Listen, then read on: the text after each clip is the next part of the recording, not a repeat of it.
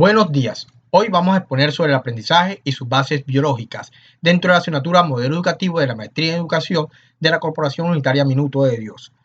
Nuestro grupo 5 está conformado por Arnaldo Ferreira Tinoco, Pedro Daniel Bentancur Rojas y mi persona José Rafael Palacio Angulo. Es importante decir que el proceso de aprendizaje es muy complejo y existen bases biológicas que lo respaldan y van a lograr que se consiga el proceso cognitivo. Es por eso que la neuroeducación permite analizar los procesos de enseñanza, aprendizaje y la relación que existe entre el aprendizaje y las bases biológicas son de gran interés para el docente porque nos dará herramientas necesarias para entablar una mejor educación. El aprendizaje ha sido abordado por diferentes autores de forma conceptual. Por ejemplo, Gardner dice en 1965 que es el cambio de disposición o capacidad de las personas que puede retenerse, el cual no es explicado por el crecimiento. Así, Hilgard en 1979 dice que es el proceso en virtud del cual una actividad se origina o cambia a través de la reacción a una situación encontrada y tampoco se puede explicar por respuestas innatas o etapas del crecimiento.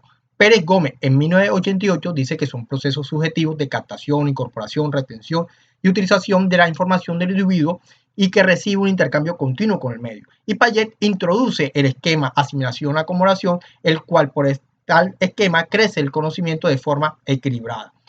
A base de todo esto podemos decir que el aprendizaje es el proceso a través del cual se adquieren habilidades, destrezas, conductas y valores, y esto se da como resultado del estudio, la experiencia, el razonamiento y la observación.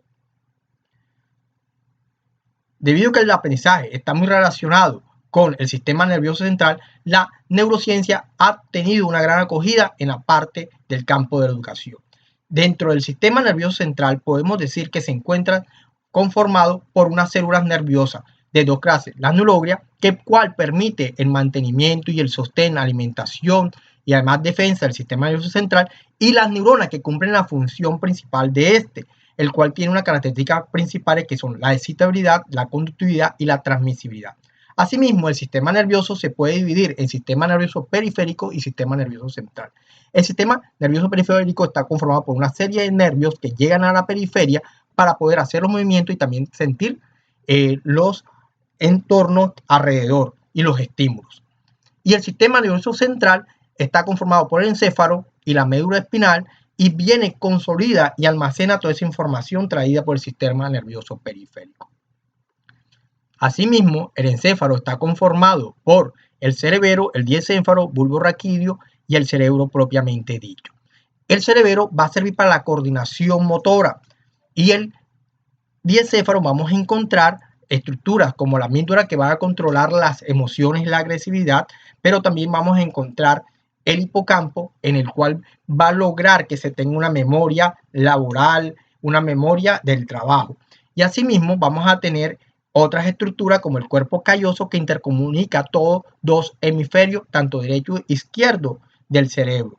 Cada hemisferio, tanto derecho e izquierdo, tiene unos lóbulos. Por ejemplo, el lóbulo frontal, el cual sirve para hacer razonamientos, aprendizajes matemáticos, pero también tiene algo importante que es el área de Broca, que permite a la persona hablar.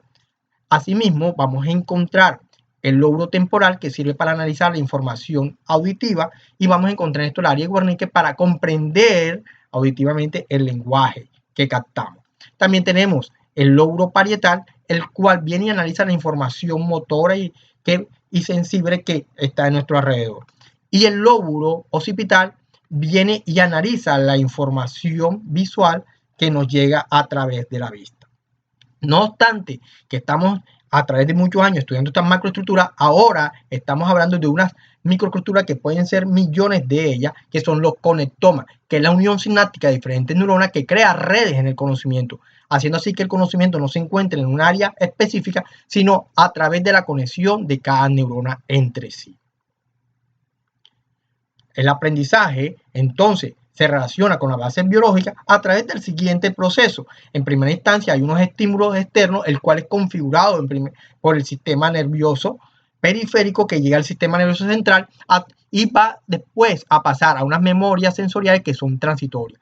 Estas memorias transitorias, cuando a su forma que sean repetitivas, pasan a memorias de corto plazo para poder entablar respuestas oportunas y adecuadas y asertivas. Y si estas información que nos llega es de vital importancia del cuerpo humano, o sea, un aprendizaje significativo, pasará hacia la memoria de largo plazo, integrándose de forma permanente.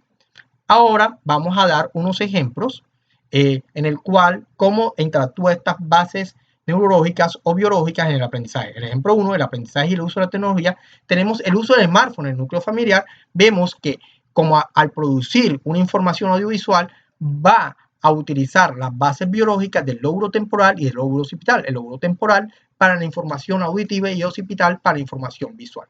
Ventaja: va a crear nuevas redes nerviosas. Además de eso, mejora nuestra capacidad de cuestionar y articula la visión con la audición. Asimismo, puede haber una desventaja porque puede crear un sedentarismo en el individuo, adición a la tecnología y conducta inapropiada si no tiene un buen juicio. En el ejemplo 2, sobre el aprendizaje en un contexto social laboral, colocamos el de proceso de inducción de un docente en una institución con propuesta innovadora y totalmente diferente a las tradicionales. En esto se involucran las bases biológicas del hemisferio derecho, hemisferio izquierdo y lóbulo frontal. Recuerden que el hemisferio izquierdo es el hemisferio dominante, en la cual va a tener toda la parte de planificación del trabajo, pero asimismo va a involucrar el hemisferio derecho las emociones de enfrentarse a algo nuevo, y especialmente el lóbulo frontal porque es la parte planificadora del cerebro. Ventaja: vamos a hacer un gran ejercicio cerebral y vamos a mejorar la plasticidad cerebral. Desventaja: que si no se cumplen estas metas, va a producir una desmotivación y crear miedo al fracaso.